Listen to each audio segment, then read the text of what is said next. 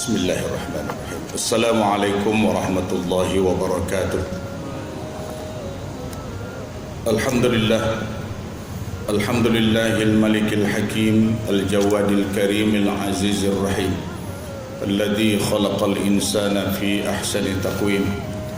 Ashhadu an la ilaha illallah wahdahu la syarikalah, wa ashhadu anna sayyidana Muhammadan abduhu wa rasuluh. Allahumma salli ala sayyidina Muhammad wa ala ali sayyidina Muhammad wa ba'du. Qala Allah tabaraka wa ta'ala fi kitabihil karim, surah Al-An'am ayat yang ke-151. Surah Al-An'am ayat yang ke-151. A'udzu billahi minasy syaithanir rajim. قل تعالوا أتل ما حرم ربكم عليكم لا تشركوا به شيئا وبالوالدين إحسانا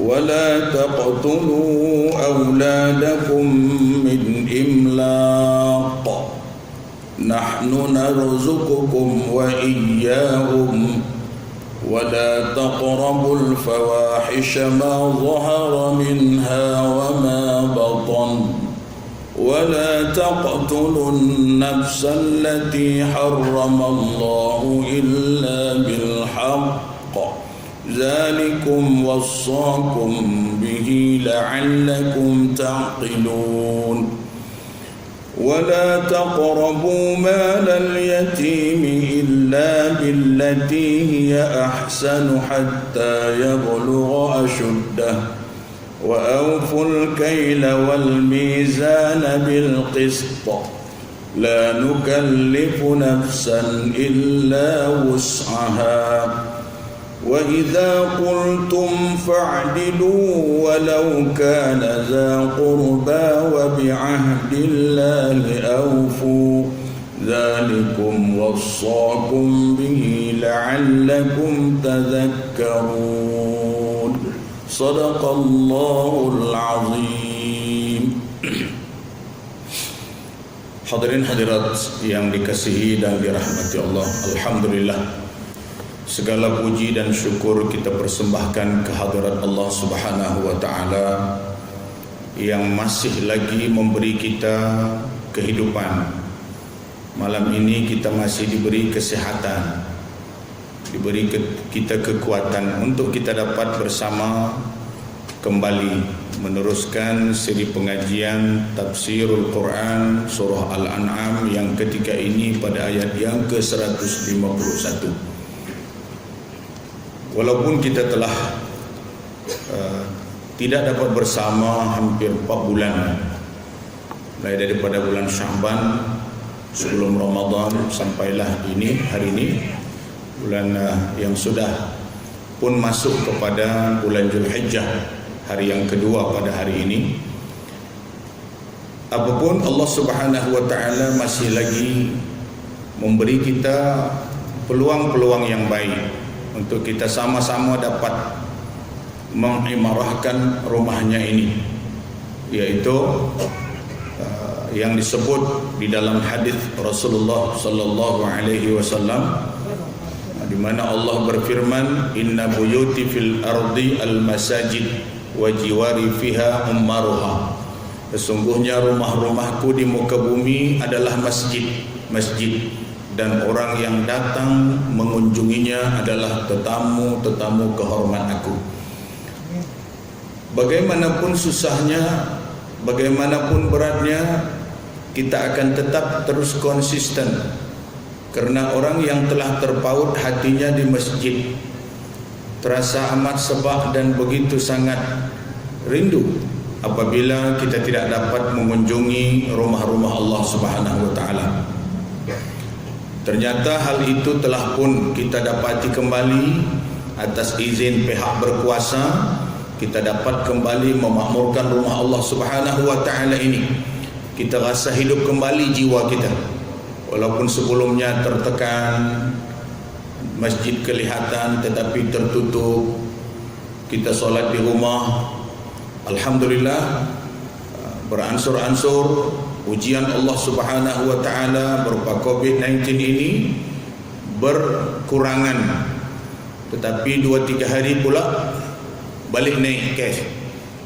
Mungkin akibat daripada kecuaian sebahagian kecil orang yang masih lagi berdegil, masih menganggap bahawa peringatan itu tak begitu penting sebab kononnya dia belum pernah kena, ahli keluarganya mungkin belum pernah kena, jadi akhirnya dia cuai.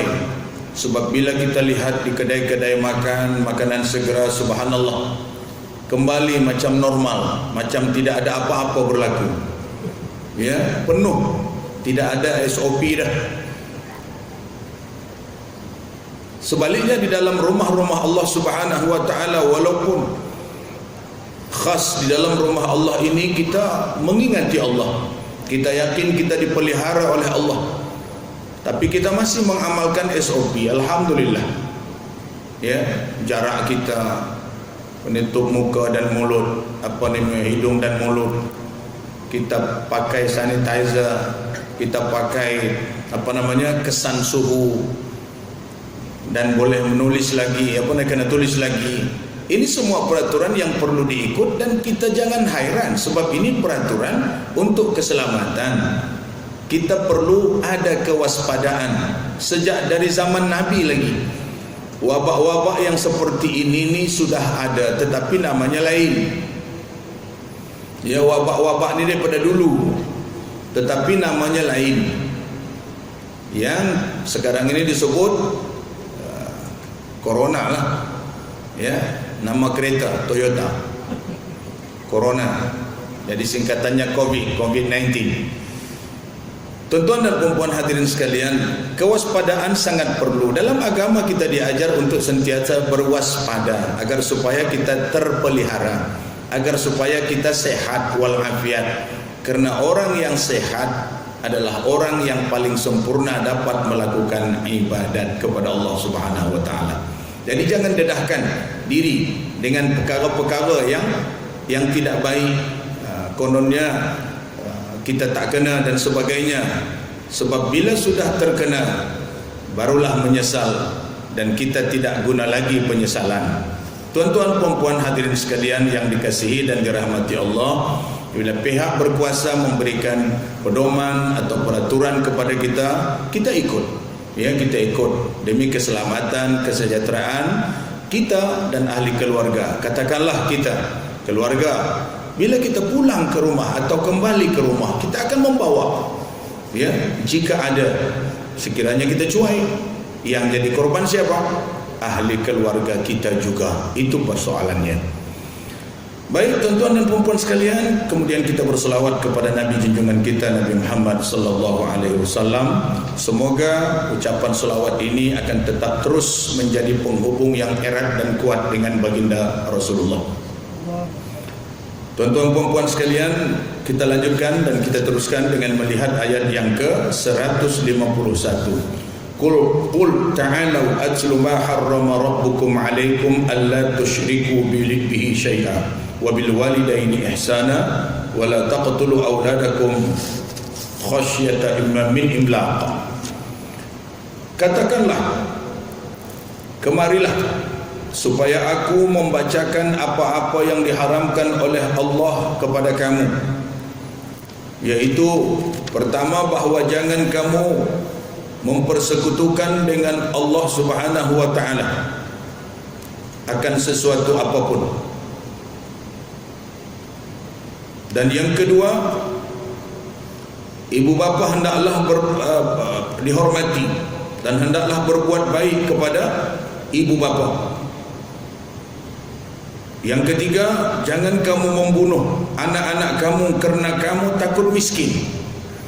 Kami yang memberi rezeki kepada kamu dan kepada mereka. Yang keempat, wala taqrabul fawahisha ma dhahara minha wa ma batan.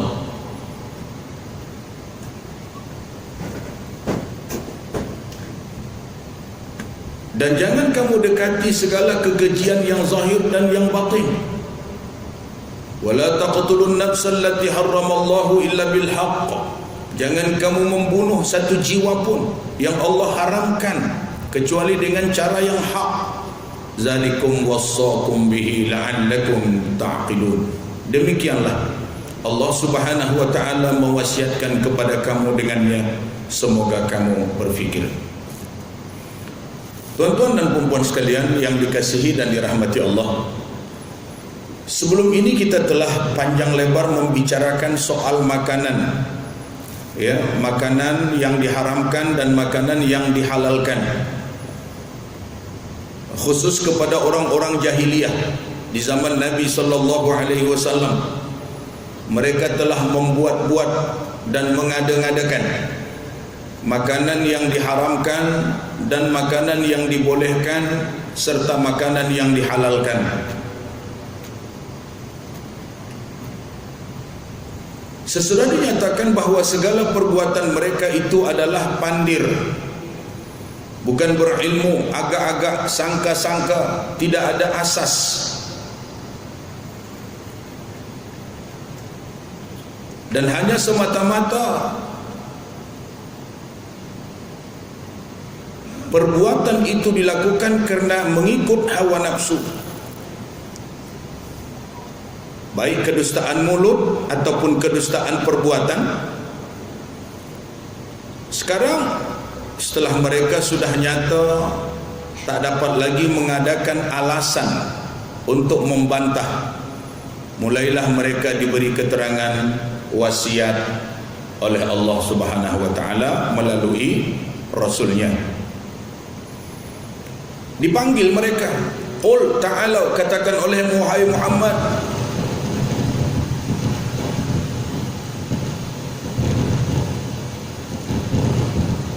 ta'alu, mari kemari. Orang-orang jahil diminta datang. Bagaimana orang-orang Yahudi, orang-orang Nasrani di Madinah pun pernah. Ayat juga berbunyi begini, ta'alau ila kalimatin sawa, mari sama kita kepada kalimat yang sama. Artinya di dalam Taurat ada, dalam Injil ada, dalam Al-Quran ada. Ta'alau ila kalimatin sawa, mari sama ke dalam kalimat yang sama. Kita bincang sehingga lahirlah persetujuan dan kesepakatan bahawa Allah itu Maha Esa, Allah itu yang wajib disembah. Tidak adalah istilah-istilah menuhankan malaikat atau mengatakan Tuhan itu tiga dalam satu. Ada Tuhan Bapa, ada Tuhan Anak, ada Ruhul Qudus. Tak timbul kalau benar-benar kembali kepada wahyu Allah. Artinya ta'alau ila kalimatin sawa, iaitu mari sama kembali kepada kalimat yang sama. Hadirin sekalian, ayat ini telah menyuruh memanggil mereka, marilah kemari, supaya kebingungan kamu itu hilang, amalan yang kamu selama ini ragu dan karut dan serta membimbangkan itu berhenti, berganti dengan pendirian hidup yang mulia. Aku akan membacakan kepada kamu, menjelaskan kepada kamu apa yang Allah Subhanahu wa taala telah haramkan, yaitu yang menjadi pokok pedoman dalam kehidupan. Pertama, alla tusyriku bihi syai'a, bahawa jangan kamu sekali-kali mensyirikkan Allah Subhanahu wa taala dengan apapun. Tuan-tuan dan puan-puan sekalian, artinya jangan dilantik serta diangkat mana-mana benda sekedudukan atau sama taraf dengan Allah Subhanahu wa taala yang Maha Esa. Sebab yang lain selain daripada Allah semuanya adalah makhluk belaka. Sampai malaikat pun makhluk juga, selain Allah makhluk. Kepercayaan manusia ada yang mengatakan malaikat adalah anak-anak Tuhan, Ada yang mengatakan Tuhan itu ialah yang terdiri daripada Tuhan jahat dan Tuhan baik, seperti kepercayaan orang Majusi. Padahal Allah Subhanahu wa taala itu menciptakan segala-galanya, yang baik, yang buruk, yang kafir, yang Islam, yang Majusi, yang musyrik, yang mulhid. Allah Subhanahu wa taala penciptanya, tidak ada yang lain.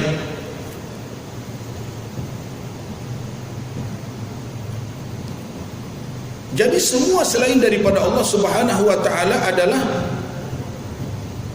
makhluk. Jangan dijadikan tandingan kepada Allah.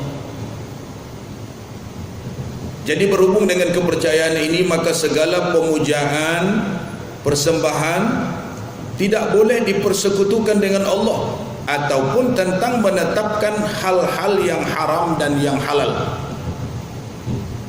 Boleh ke tak boleh? Hukum satu-satunya hanya daripada Allah Subhanahu wa taala. Tuan-tuan dan puan-puan sekalian, inilah yang diminta oleh Rasulullah. Untuk orang-orang jahiliyah itu datang, kalau mereka memang mengatakan hukum-hukum mereka lebih baik, mari berunding. Bagaimana ketika di Madinah juga Rasulullah mengajak orang Nasrani dan Yahudi berbincang mengenai perkara-perkara yang diharamkan, yang dihalalkan.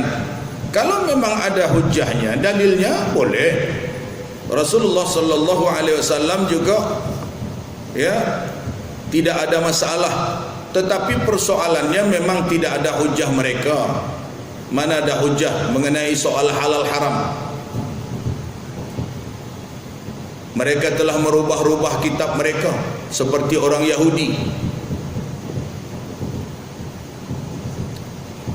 Sebab itu tuan-tuan dan puan-puan sekalian yang dikasihi dan dirahmati Allah Subhanahu wa taala, haram yang pertama yang menjadi pokok pangkal dari segala perbuatan atau kepercayaan yang haram ialah mempersekutukan yang lain dengan Allah.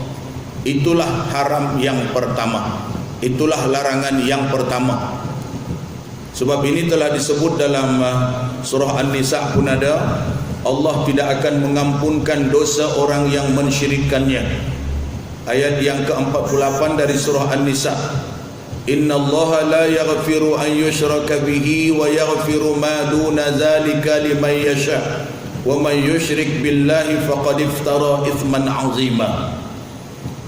Sesungguhnya Allah tidak akan mengampunkan orang yang mensyirikkannya dan mengampunkan dosa selain daripada itu bagi siapa yang ia kehendaki, dan siapa yang mensyirikkan Allah, ia telah melakukan satu perbuatan yang sangat tidak dapat diterima oleh akal, yakni ianya juga adalah sebagai dosa yang besar.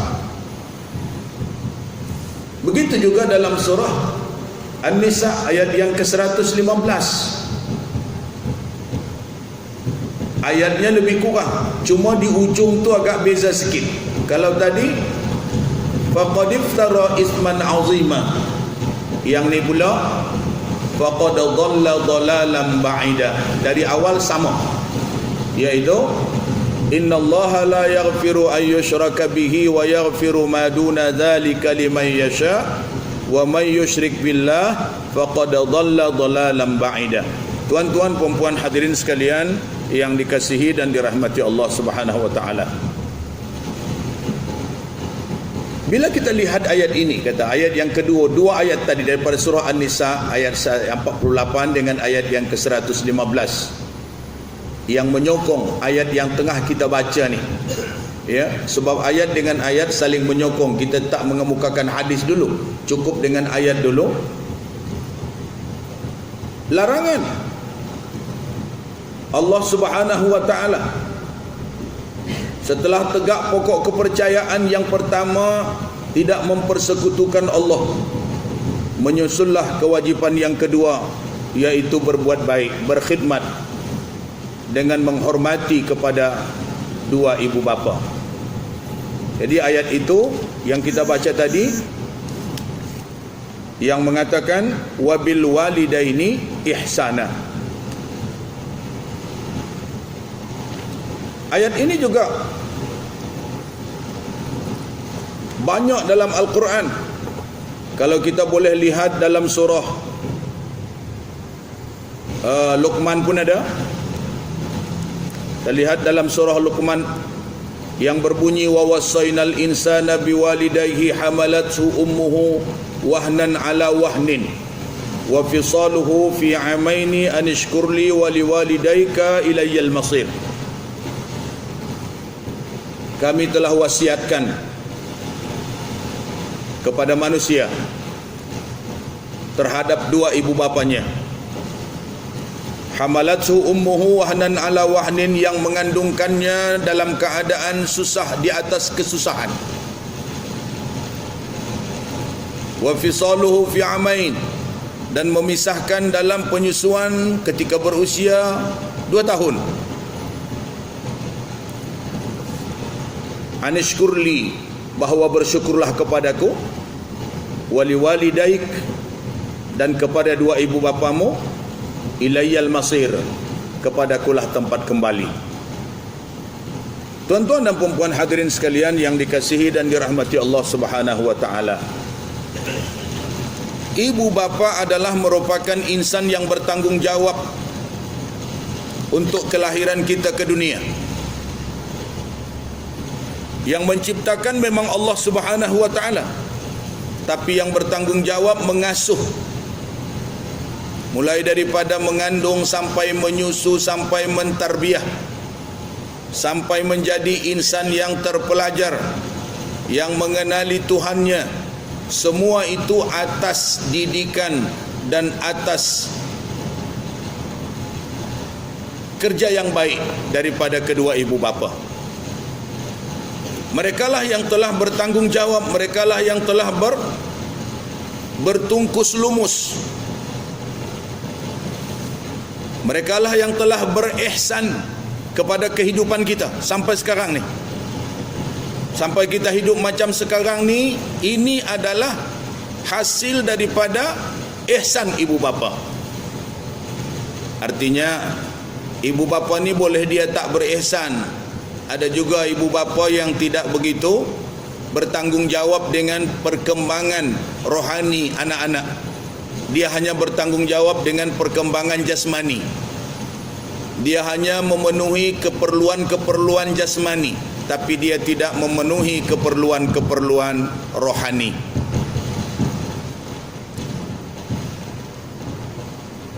Hadirin sekalian wal hadirat yang dikasihi dan dirahmati Allah Subhanahu wa taala. Allah Subhanahu wa taala mahu kita hormat kepada dua ibu bapa. Walau bagaimanapun ibu bapa itu adalah orang yang paling bertanggungjawab. Jangan mengecewakan mereka, jangan mendurhaka kepada keduanya. Kerana kalau sudah mendurhaka, nyatalah itu seorang yang tidak berbudi, rusak akhlak, tidak membalas jasa. Sedang mengatakan uf juga dilarang dalam Al-Quran. Wala taqul lahuma uf wala tanharhuma, jangan katakan ih, cis, ataupun wala tanharhuma, jangan kamu sergah ataupun herdik ataupun tengking keduanya. Wa qul lahuma qawlan karima, walau bagaimanapun sakitnya di hatimu, walau bagaimanapun tak setujunya di hatimu, tapi kamu tetap diperintahkan. Allah mengatakan wa qul lahuma qawlan karima, dan hendaklah kamu mengatakan perkataan yang mulia ataupun yang baik. Sakit hati tahan dalam, jangan keluarkan. Katakan perkataan yang baik, sebab kita nak jaga ketersinggungan hati kedua ibu bapa.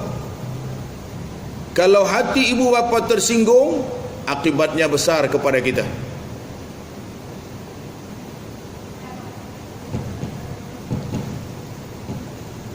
Kenapa tidak? Rasulullah sallallahu alaihi wasallam telah pernah bersabda, ridallah fi ridal walidain, sukhtillah fi sukhtil walidain. Ridha Allah ada pada ridha kedua ibu bapa, dan murkanya Allah ada pada murka kedua ibu bapa. Dia tak kira ibu bapa itu bagaimana keadaannya, asalkan dia sakit hati pada anaknya, anak jangan harap mulia, jangan harap bahagia. Orang dulu kata terkena sumpah ibu bapa. Orang sekarang ketersinggungan, ketersentuhan, setitik air mata ibunda jatuh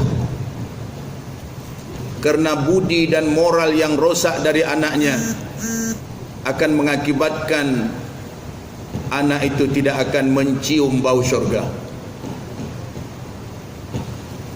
Tuan-tuan dan puan-puan sekalian yang dikasihi dan dirahmati Allah Subhanahu wa taala,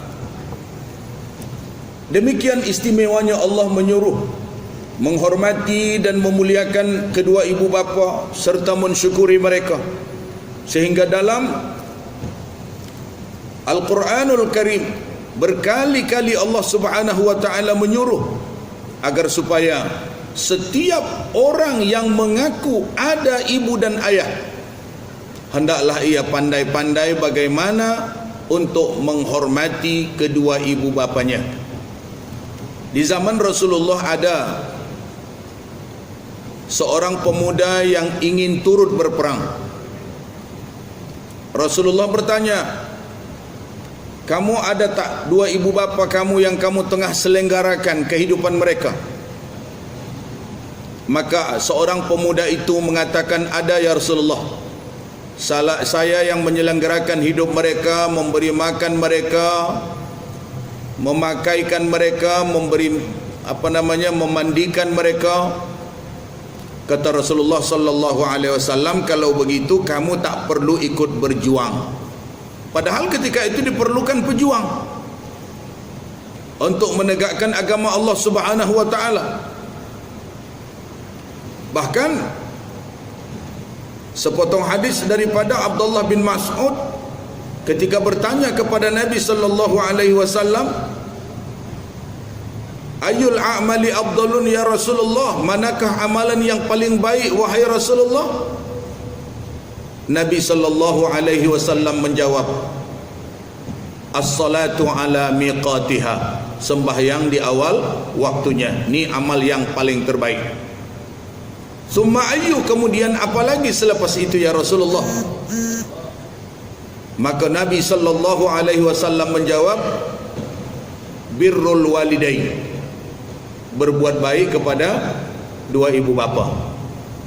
Summa ayyu, kemudian ada lagi ke ya Rasulullah? Kata Abdullah bin Mas'ud, Rasulullah sallallahu alaihi wasallam bersabda, summal jihadu fi sabilillah, kemudian berjihad di jalan Allah. Artinya tuan-tuan dan puan-puan sekalian, berjihad di jalan Allah jatuh nombor 3, berbuat baik kepada ibu ayah jatuh nombor 2. Demikian Allah Subhanahu wa taala meletakkan kedudukan ibu bapa agar semua orang tahu bahawa ibu bapa itu perlu dihormat, perlu disanjung, perlu dimuliakan. Walaupun mereka itu tidak berbuat baik, tetapi jangan sakiti hati mereka. Sebab dalam Al-Quran ada disebut, waqfid lahuma janaha dzulli minar rahmah wa qur rabbirhamhuma kama rabbayani shaghira. Waqfid lahuma janaha dzulli minar rahmah. Rendahkan. Kalau kita tengah berjalan, menunduk. Kalau lalu daripada depan dia, minta izin sebelum kita lalu. Saya lalu mak, saya lalu ya, silakan. Okey, kita lalu. Jangan main jalan gitu je. Budak-budak sekarang tengoklah, kadang-kadang dia lalu daripada hadapan mak bapak dia, melenggang. Silap-silap kalau terjolok kaki bapak dia tu terlanggau, tersepak. Saya nak bapak je tak ngajar tu satu. Ya. Saya nak bapak je tu tak ngajar. Ya. Ada kemungkinan bapa tak ngajar anak berakhlak. Tuan-tuan dan puan-puan hadirin sekalian yang dikasihi dan dirahmati Allah Subhanahu wa taala, apabila kita cuai dengan pendidikan terhadap kanak-kanak daripada kecil, maka ia akan menjadi berterusan setelah dewasa. Itulah yang peribahasa kata, dari kecil teranjak-anjak, setelah besar terbawa-bawa. Teranjak-anjak tu tak sengaja, tetapi setelah dewasa, kerana dah terbiasa berpuluh-puluh tahun begitu, maka akan kasar. Berapa ramai anak yang bercakap kuat, lebih kuat suaranya daripada suara ibu dan ayahnya. Dan jika ia tidak setuju kepada satu perkara, dia boleh tengking mak bapak dia, sehingga mak bapak pun ketakutan dengan anak-anaknya. Tuan-tuan dan puan-puan sekalian yang dikasihi dan dirahmati Allah Subhanahu wa taala, memang ada juga salah satu daripada puncanya adalah kekhilapan dan kesilapan ibu bapa yang tidak mendidik anak-anak sejak daripada kecil. Iya, kasih sayang yang menjadi sebab, tetapi kasih sayang yang tidak bertempat, tak sesuai, dimanjakan dengan kemewahan, dengan segala-galanya ada. Tidak pernah diajar bagaimana cara nak menghormati orang tua, bagaimana cara nak menghormati orang yang lebih tua. Akhirnya anak-anak ini membesar menjadi anak-anak yang tidak berakhlak. Tuan-tuan dan puan-puan sekalian, itu belum lagi masukan daripada lingkungan hidup di mana kita hidup, bagaimana keadaan masyarakat. Hadirin sekalian wal hadirat yang dikasihi dan dirahmati Allah Subhanahu wa taala, dari hadis ini dapatlah kita melihat betapa mulia dan pentingnya berkhidmat kepada ibu dan ayah. Bahawa seorang pemuda yang ingin pergi berjihad tidak dibenarkan oleh Rasulullah sallallahu alaihi wasallam hanya kerana ia tengah menyelenggarakan kehidupan ibu dan ayahnya. Bahkan oleh setengah ulama dikatakan hendaklah anak itu memperlakukan dirinya sebagai seorang hamba di hadapan ibu dan ayahnya, membungkuk, lalu daripada belakang minta izin. Tapi itu kena diajar lah. Kalau tak diajar, anak pun tak tahu. Kena diajar, dibiasakan, insya-Allah dia akan seperti itu. Baik tuan-tuan dan puan-puan sekalian yang dikasihi dan dirahmati Allah Subhanahu wa taala,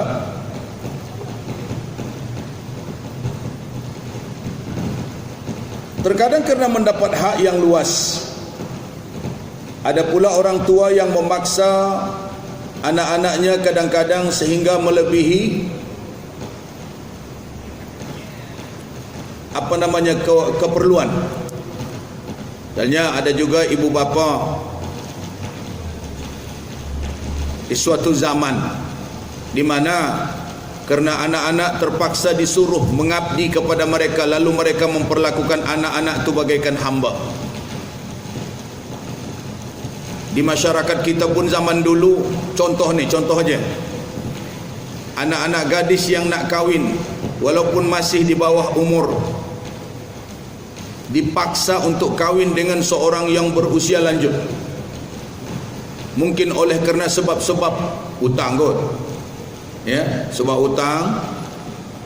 Jadi orang tua ni paksa anak itu untuk menyelesaikan hutang mak bapak dia.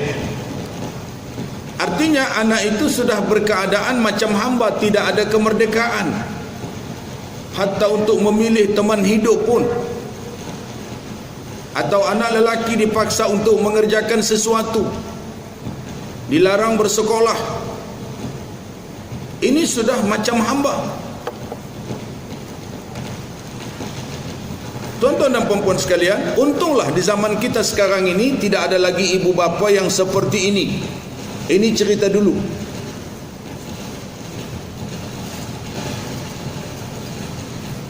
Yang benar ialah ayah bunda memberi didikan kepada anak-anaknya dengan cara sikap hidup sendiri. Sikap hidup yang menimbulkan hormat, rasa cinta kepada ayah dan ibu dalam rumah tangga. Dalam ilmu pendidikan pun dikatakan juga ini, ayahnya akan mengasuh anak-anak menjadi anak-anak yang akan bakal dapat mengasuh anak-anak pula. Sebab bila diasuh anak-anak, tujuannya adalah supaya dia dapat mengasuh anak-anak pula. Sebab manusia akan tetap terus hidup bergenerasi. Tuan-tuan dan puan-puan sekalian yang dikasihi dan dirahmati Allah Subhanahu wa taala. Kemudian yang ketiga, ayat Allah Subhanahu wa taala, dan janganlah kamu bunuh anak-anak kamu kerana kepapakedanaan. Wala taqtulu auladakum min imlaq nahnu narzuqukum wa iyyahum. Jangan kamu bunuh anak-anak kamu kerana kamu takut miskin atau kerana kamu hidup agak susah. Jangan bunuh. Bunuh anak mungkin langsung tak ada, tapi cara lain. Hadirin sekalian wal hadirat yang dikasihi dan dirahmati Allah Subhanahu wa taala, orang yang tidak percaya terhadap jaminan rezeki daripada Allah Subhanahu wa taala, pasti ia akan kebimbangan dengan adanya anak yang ramai. Apalagi di setengah negara ada ketentuan dan ada peraturan tak boleh ramai anak. Siapa yang anak ramai kena denda di setengah negara. Padahal Islam menggalakkan orang Islam ramai. Soal rezeki jangan bimbang. Itu kata Tuhan, dia yang jamin. Nahnu narzuqukum wa iyyahum. Kami yang jamin rezeki kamu, kami yang jamin rezeki mereka. Apa kamu takut? Yang bagi makan tu Allah, yang menentukan rezeki tu Allah. Yang kita takut kenapa? Kalau memang masih ada keturunan, biarkan. Kecuali ada sebab-sebab dari sudut kesihatan. Macam zaman kita sekarang ni, ibu dia yang akan mengandung tu sudah mengalami penyakit seperti diabetes ataupun kencing manis. Kalau dia mengandung dan melahirkan, anak confirm akan dapat secara genetik. Begitu juga si ayah. Islam juga memberikan jalan keluar daripada persoalan ini. Apa jalan keluarnya? Jalan keluarnya sama ada dengan kalau orang dulu kata apa? I'tizal. Artinya maaflah, kalau tengah bersama tu rasa-rasa nak keluarkanlah. Ya, keluar di luar lah, jangan ke dalam. Itu kalau yang perasan dan ikut peraturan. Ya, ini soalnya di ketika itulah keseronokan memuncak. Ada yang tak boleh nak buat. I'tizal tadi ni dalam Islam dibenarkan. Andai kata ia memudaratkan, dibenarkan. Di antaranya tadi, mak bapak tu ada penyakit, daripada akan menurunkan generasi yang berpenyakit. Tak pasal-pasal muda lagi dah ada penyakit. Jadi ini memudaratkan. Tapi disitulah masanya, jangan dah jadi mudrah, dah jadi alaqah baru nak digugurkan. Kalau setakat alaqah masih boleh tahanlah seketul darah lagi, digugurkan. Tapi kalau dia jadi mudrah, dah jadi seketul daging, Itu yang membunuh tu. Itu yang dikira sebagai membunuh. La taqtulu auladakum min imlaq. Tuan-tuan dan puan-puan sekalian yang dikasihi dan dirahmati Allah Subhanahu wa taala, tidak ada yang tidak ada penyelesaiannya dalam Islam. Tapi kena carilah. Bertanya, belajar, jangan main buat-buat sendiri. Tidak pun nikah seorang lagi tak? Ya. Nikah seorang lagi juga. Kalau memang ada hajat dan memang ada kemampuan, kena cari lagi seorang. Kata imam, kena cari kilang balik, kilang lagi, kilang lain. Okey, tak ada masalah. Kalau memang ada kemampuan. Tuan-tuan dan puan-puan hadirin sekalian yang dikasihi dan dirahmati Allah Subhanahu wa taala. Yang pertama tadi adalah bertauhid kepada Allah. Yang kedua, kewajiban berbuat baik kepada orang tua supaya berkhidmat dan berlaku hormat. Sekarang ketiga, nasihat peringatan kepada orang tua pula supaya jangan sampai ia membunuh anak-anaknya. Jadi semua kena dapat tegur dalam Al-Quran ni. Mula ditegur secara umum orang-orang yang mensyirikkan Allah Subhanahu wa taala. Yang kedua ditegur anak-anak supaya hormat kepada ibu dan ayah. Yang ketiga pula, mak bapak pula kena tegur. Jangan bimbang rezeki daripada Allah. Jangan takut. Apa yang membuat kita takut sedangkan haiwan pun tak takut?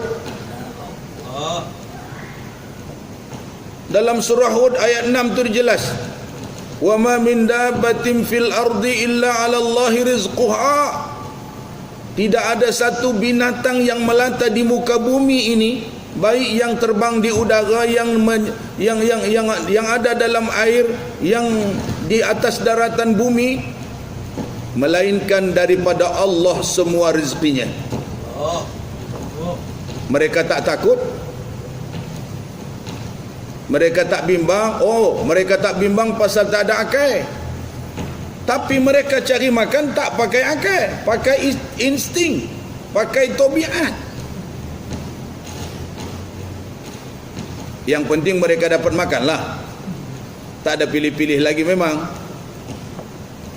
Kalau manusia nak makan pun kena pilih, ikut selera. Binatang ni dia tak ikut selera sangat. Asalkan ada boleh makan, dia makan. Janji tembolok dia apa? Berisi. Perut dia berisi. Kita bukan nak ceritakan selera ke ataupun bagaimana. Yang kita nak ceritakan ni, binatang tu hidup dan dia terus beranak pinak. Siapa yang bagi rezekinya? Manusia takut tak makan, takut kurang makan, sampai kadang-kadang bekerja di tempat-tempat yang tak betul hanya kerana takut dia tak ada pekerjaan. Padahal haiwan-haiwan pun boleh cari makan, dan tak pernahlah haiwan itu, jaranglah haiwan itu mati kelaparan. Tuan-tuan dan puan-puan sekalian yang dikasihi dan dirahmati Allah Subhanahu wa taala, kalau Allah dah jamin, apalagi yang perlu kita bimbangkan? Kita kata kita bertauhid, kita kata kita beragama, kita kata kita bersyariat, dan kita kata kita yakin kepada Allah. Tapi bila bab-bab rezeki ni bimbang pula. Sebetulnya kita ni sudah jauh tersasar daripada apa yang diajarkan oleh baginda Nabi dan para sahabat. Sayyidina Umar Al-Khattab pernah mengatakan, kalau kamu menyimpan makanan kamu lebih dari 3 hari, itu pertanda kamu tak percaya dengan Allah. Kena tak kena? Kenalah kita ni semua. Kita ni bukan 3 hari, 3 tahun.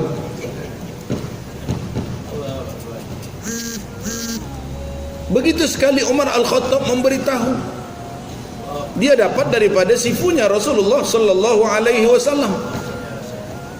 Nabi yang ajar dia. Siapa yang menyimpan makanan lebih daripada 3 hari, itu pertanda orang itu tidak percaya kepada jaminan Allah terhadap dirinya.